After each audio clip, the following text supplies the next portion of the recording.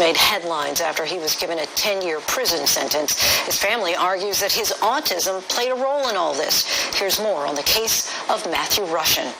Matthew Rushin will soon be a free man, thanks to a conditional pardon granted by Virginia Governor Ralph Northam last week. The 22-year-old from Virginia Beach was sentenced to 10 years in prison last August after pleading guilty to 2 counts of malicious wounding and 1 count of hit and run for his involvement in 2 car crashes in one night in January of 2019. The second crash, so severe, it left 77-year-old George Kuzik badly disabled with lasting brain damage. Prosecutors in the case argued that Matthew was attempting suicide by driving into oncoming traffic. But Rushin's family attorney told ABC News that the incident was an accident and that Matthew, who was autistic, was having an emotional episode caused by his autism during the time of the incident. He never intended to hurt anyone. The lawyer also says that Matthew was never evaluated for his mental state before his arrest or interrogation by police. Through it all, his mother, Laverne, fought for his innocence and his freedom, taking her battle to social media in a campaign to bring him home. We've got to bring him home. There has to be a way. Celebrities like Jamie Lee Curtis, NBA star Dominique Wilkins, and Beyonce's mother, Tina Lawson, standing behind Matthew on social media. The GoFundMe page Laverne launched has raised more than $114,000 to help with legal fees in his defense, and nearly 250,000 people signed an online petition calling on Governor Northam to free Matthew. The family petitioned for a pardon from the governor this past June. A conditional pardon was granted after a thorough review of the case. The partial pardon does not erase Matthew's conviction and requires Matthew to have a parole officer assigned to him for 5 years. He'll have to participate in supervised mental health treatment, counseling, and a substance abuse evaluation.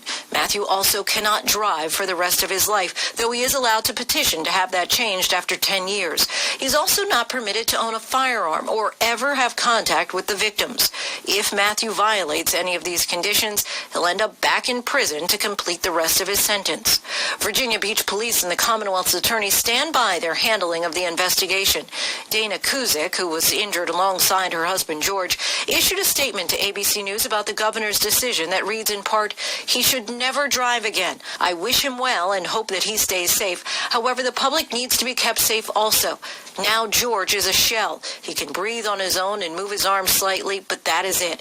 We don't know if he knows us. He doesn't respond to us. His smile is gone. George is gone, and we miss him." Though the Rushin family is overjoyed, there's still a long road ahead for Matthew to settle back into regular life. He's been dealing with medical issues impacting his vision and will require additional health care once released. But for now, his mom is happy that she'll finally be reunited with her son.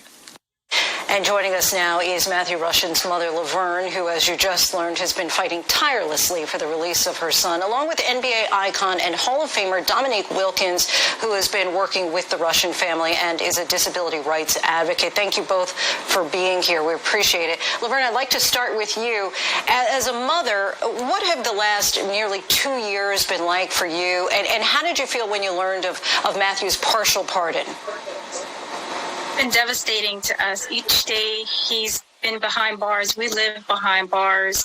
The news came and we were just so elated and so overwhelmed with emotions. Even up to now, I'm kind of numb in a way, but it's good news. And Dominique, over the summer, you held a Dunk and Donate challenge to help raise legal funds for people with disabilities. How did you hear about Matthew's case, and what made you get involved? Well, we wanted to do something when we heard about Matthew's story, which was, it's incredible that this kid had do any time because of what happened. But, our whole focus was to try to get behind and raise as much money as we could. So I got together with Kelly O'Corn from Show Billions, and we got together and said, man, look, we got to do something. We got to get this kid out. And all these people who are dealing with these injustices, we have to be the one to stand on the wall for people who are dealing with sensory needs and special needs. So that's how we got started. And Laverne, right now, Matthew's release date is set for next spring. What's the likelihood of that being moved up? So we want to start a campaign, Home for the Holidays, and hopefully the governor will have a little bit more compassion in releasing Matthew earlier and sending him home for the holidays. We see you have Christmas all ready for him to potentially be home and see that Christmas tree there. Dominique, you're the board chairman for Culture City, which touts itself as the nation's leading nonprofit on sensory accessibility and acceptance for those with invisible disabilities. What can organizations like this one do to work more closely with law enforcement to build a better understanding of people with invisible disabilities? Well, we're currently dealing with law enforcement on several different issues, especially when it's also about inclusion. You talk about people with sensory needs, special needs, and because, there's a lot of people out here who deal with autism that doesn't get a fair shake. So we work with local organizations to make sure that these individuals get a fair shake and get what they rightly deserve, the same rights that everybody else has. So, we are working with local law enforcement in different cities to help them kind of educate them on what this is all about, because this is a serious problem. And lastly, Laverne, curious just to get your thoughts on mental health and policing. It's come up in several cases in recent months where there's some concern from family members that police are ill-equipped to handle mental illness and that prison is not the appropriate response. What's your take on that? Exactly so. Prison is not the cure for autism, and anyone having a mental health crisis, there needs to be more reform and more training for those officers to handle crises like that, and even a separate entity involving coming in and assisting those officers. I think that would be the best route to go.